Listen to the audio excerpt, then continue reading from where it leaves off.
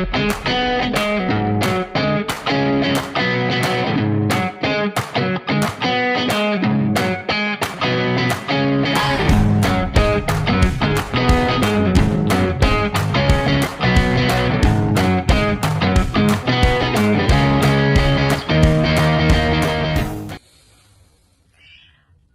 nggak sih kita ngerasa semuanya baik-baik saja, padahal enggak? Kita pura-pura ngerti,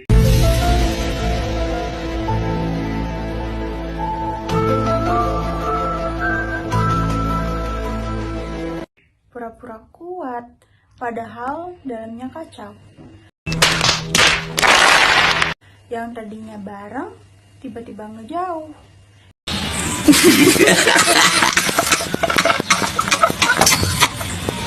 Yang biasanya rutin ngabarin, tiba-tiba hilang tanpa kabar.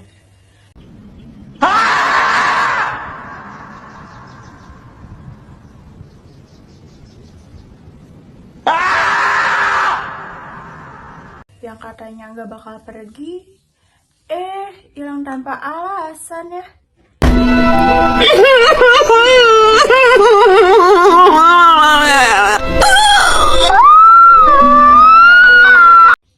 Kita bingung, kenapa jadi berubah? Kenapa yang stabil jadi retak? Apa kita yang salah? Atau emang udah waktunya selesai? Jadikan aku kasih bayangan. Kalau semua itu bisa dihitung, kalau semua itu bisa dirumuskan, mungkin kita nggak bakal se-overthinking ini. Tapi ternyata ada loh hal-hal dalam hidup yang bisa kita pahami lewat rumus. Di matematika, Memang menurut aku ya, matematika sih bukan kunci kesuksesan ya. Tapi dengan jago matematika akan membuat Anda terlihat lebih keren gitu.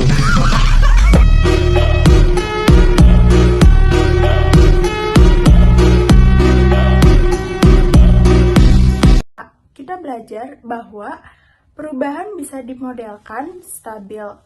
Enggaknya suatu sistem bisa kita tentukan salah satunya dari persamaan diferensial. Halo, Assalamualaikum warahmatullahi wabarakatuh.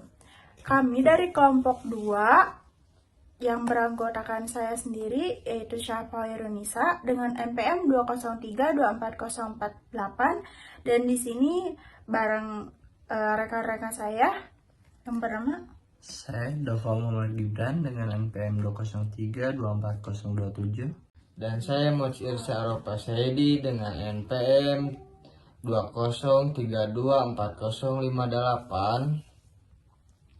Hari ini kita bakal bahas materi dari Kalkulus 2 tentang persamaan diferensial orde 2. Khususnya yang homogen.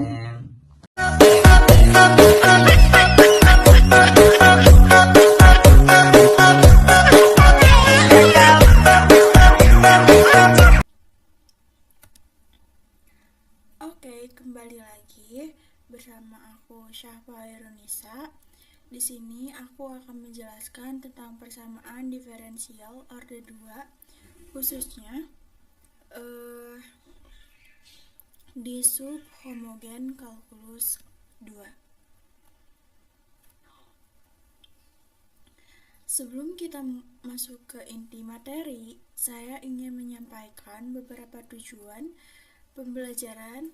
Jadi setelah video ini selesai, teman-teman diharapkan bisa memahami bentuk umum dari persamaan diferensial orde 2 yang homogen, bisa menyelesaikan dengan metode karakteristik, serta tahu jenis akar dan bentuk solusinya. Kita juga akan lihat sedikit bagaimana konsep ini diterapkan dalam kehidupan nyata. Oke, next. Di sini ada pertanyaan pemetik. apa sih itu persamaan diferensial dan apa itu orde serta jenis penyelesaian persamaan diferensial orde 2. Nah, persamaan diferensial yaitu persamaan yang melibatkan fungsi dan turunannya. Persamaan ini digunakan untuk menggambarkan hubungan antara suatu fungsi dan bagaimana fungsi tersebut berubah. Nah, di sini ada diferensial orde 1. Diferensial orde 1, dy per dx sama dengan ky, sedangkan diferensial orde 2, 2 pangkat d pangkat 2 y per dx pangkat 2 ditambah 3 dy per dx tambah 2y sama dengan 0. Kalau teman-teman masih bingung, sebenarnya persamaan diferensial itu adalah bentuk hubungan antara suatu fungsi dengan turunannya. Misalnya, kalau fungsi y terhadap x, maka turunannya bisa ditulis dengan dy per dx sama dengan ky, atau bahkan d pangkat 2 y per dx pangkat 2, berarti itu adalah persamaan diferensial. Hanya yang membedakannya yaitu ordenya saja. Ketika dy per dx itu tidak ada orde atau pangkatnya, maka itu disebut dengan diferensial orde 2. Ketika ada pangkatnya, d2 y per dx pangkat 2, maka itu disebut atau bisa dikatakan dengan orde 2. Oke, kita next. Ada orde dan metode persamaan. Jadi bisa dikatakan orde ketika turunannya bernilai lebih tinggi. Nah, di sini ada bentuk umum homogen.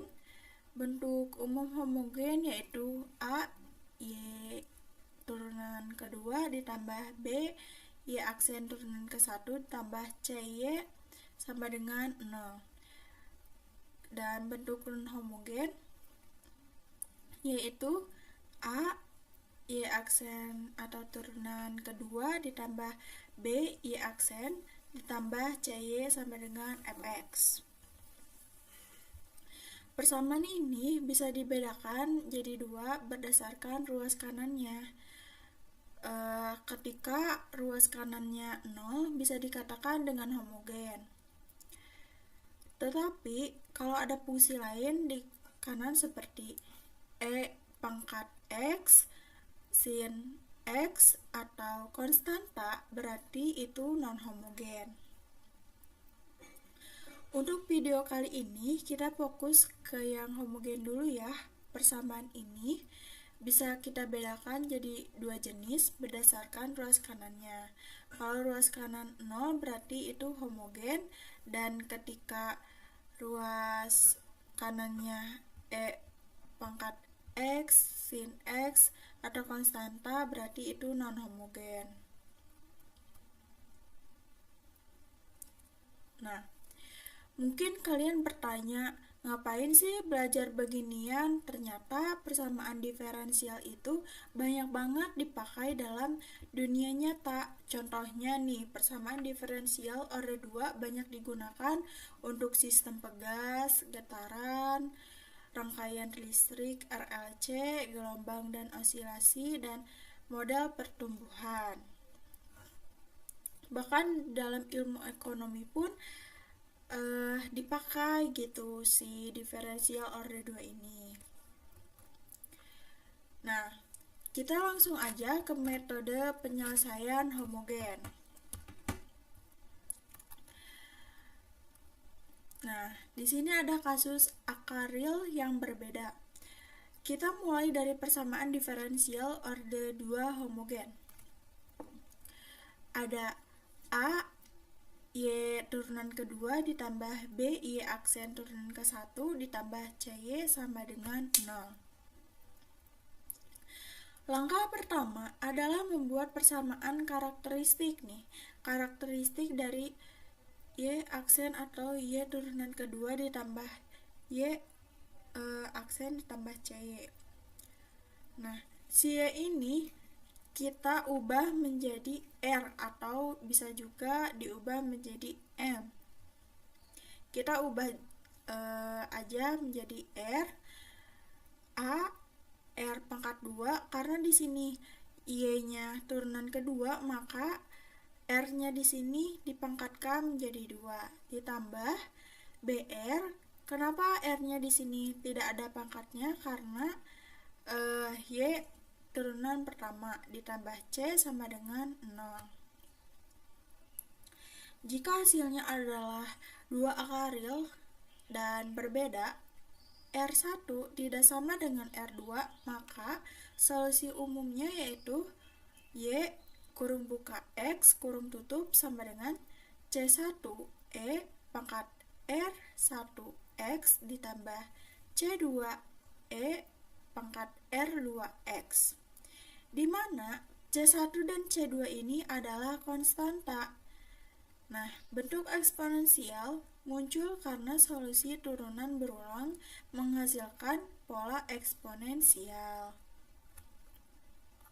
Oke, kita next. Nah, di sini ada contoh soal yang pertama yaitu Y aksen turunan kedua dikurang 5Y aksen turunan pertama ditambah 6Y sama dengan 0. Langkah pertama yaitu membuat persamaan karakteristik. Membuat persamaan karakteristik di sini Y aksen atau turunan kedua, maka bisa ditulis dengan R pangkat 2 dikurangi 5R ditambah 6 sama dengan 0. Nah, setelah mendapatkan persamaan karakteristik ini, kita ubah ke faktorisasi atau memfaktorkan. Nah, kita faktorkan ketika ditambahkan menjadi min 5R dan ketika dikalikan menjadi 6. Maka kita peroleh R dikurangi 2 sama R kurangi 3 sama dengan 0. Maka R1 ini adalah 2 dan R2 ini adalah 3. Maka bisa ditulis bentuk solusi umumnya yaitu Y kurung buka X kurung tutup sama dengan C1E pangkat 2X ditambah C2E pangkat 3X. Oke, kita next ke soal berikutnya. Di sini ada soal yang kedua. Soal yang kedua yaitu Y turunan kedua dikurangi Y aksen turunan ke-1 dikurangi 6Y sama dengan 0. Nah, langkah-langkahnya itu membuat bentuk karakteristik lagi. Di sini kan Y turunan kedua, maka R pangkat 2 dikurangi R dikurangi 6 sama dengan 0. Setelah itu kita faktorkan sama halnya dengan soal yang tadi.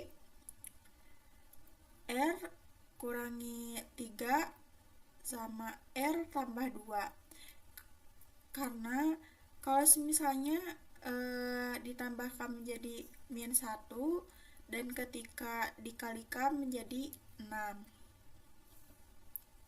maka diperoleh R1 yaitu 3 dan R2 menjadi min 2. Maka bentuk solusi umumnya yaitu Y kurung buka X kurung tutup sama dengan C1E pangkat 3X ditambah C2E kurang min 2X. Oke, kita next ke soal berikutnya. Nah, soal berikutnya ini bervariasi ya, atau lebih kompleks lagi. Di sini ada soal yaitu Y turunan kedua ditambah Y aksen turunan ke-1 dikurangi 2Y kurang sama dengan 0. Yang kedua yaitu Y kurung buka 0 sama dengan 4. Lalu yang ketiga Y aksen kurung buka 0 kurung tutup sama dengan min 5. Langkah-langkahnya yang pertama yaitu turunkan dulu yang Y turunan kedua ini menjadi M. Aku pakainya M ya, bukan R. Di sini ada M pangkat 2 ditambah M karena Y aksennya ini turun pertama yaitu jadi M kurangi 2 sama dengan 0. Nah, ketika sudah mendapatkan bentuk karakteristik, kita faktorkan kayak tadi ya, kayak soal yang tadi sebelumnya. Ketika ditambahkan menjadi plus M atau 1 dan ketika dikalikan menjadi min 2, maka diperoleh faktorisasinya yaitu M kurang 1 sama M tambah 2 sama dengan 0. Maka M1 di sini yaitu 1 dan M2 di sini yaitu min 2. Maka solusi umumnya yaitu Y kurung buka X kurung tutup sama dengan C1 X. Kenapa di sini tidak ditulis 1 pangkat 1? Karena X di sini juga merupakan X dalam variabel X ini adalah 1 ditambah C2 pangkat min 2X. Nah, kita langsung ke soal yang kedua. Ada soal yang kedua yaitu Y 0 atau Y kurung buka 0 kurung tutup sama dengan 4. Y nya itu adalah 4 sama dengan, nah yang solusi umum tadi itu dimasukkan dalam kondisi awal yang untuk menjawab soal yang kedua ini. C1 X ini dirubah menjadi 0. Jadi kenapa di sini bisa 0? Mengikuti apa yang dimau atau apa yang ada di soal. C1 pangkat 0 ditambah C2 pangkat 0. Maka diperoleh 4 sama dengan C1 ditambah C2. Oke. Setelah itu turunan pertama, kan ada turunan pertama tuh tadi yang Y aksen 0 sama dengan min 5. Nah, min 5 dikurangi, nah ini kan ada turunan pertamanya C1 pangkat 0 dikurangi, kenapa di sini ada 2? Karena turunan dari min 2 ini.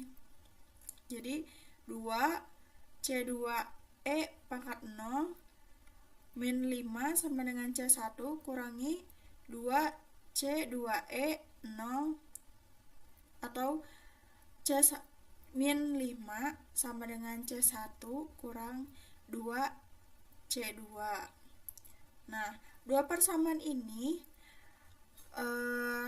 dilakukan langkah eliminasi. Kan sudah diperoleh nih 4 sama dengan C1 tambah C2, dan 5 min 5 sama dengan C1 kurang 2C2. Langsung dieliminasi. 4 dikurangi kurung buka min 5 kurung tutup sama dengan C1 ditambah C2 kurang C1 kurang 2C2. Nah, kenapa di sini ada 9? Karena min dikali min jadi plus. 4 ditambah 5 yaitu 9 sama dengan, nah C1 sama C1 ini kan habis ya kalau misalnya dikurang. Nah, sisa C2 sama min 2C2. Ketika dikalikan min sama min berarti plus. Jadi C2 ditambah 2C2 yaitu 3C2. Maka hasil dari C2 ini adalah 3. Nah, kita substitusi ke persamaan awal atau mencari C1. 4 sama dengan C1 ditambah 3. C1 kan kita mencari C1-nya ya. Ditambah 3. Nih, 3 itu dari C2. Sama dengan C1 sama dengan 4 dikurangi 3 karena dipindah ruaskan jadi dikurang. Jadi hasilnya yaitu C1 adalah 1. Nah, kita peroleh C1-nya itu 1 dan C2-nya adalah 3. Maka solusi umumnya yaitu Y kurung buka X kurung tutup sama dengan E pangkat X ditambah 3E min 2X.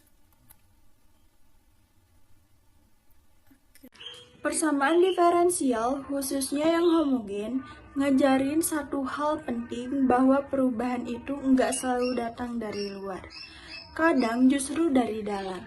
Dari dua hal yang awalnya saling terhubung, saling memengaruhi, tapi seiring waktu, mereka udah enggak seirama.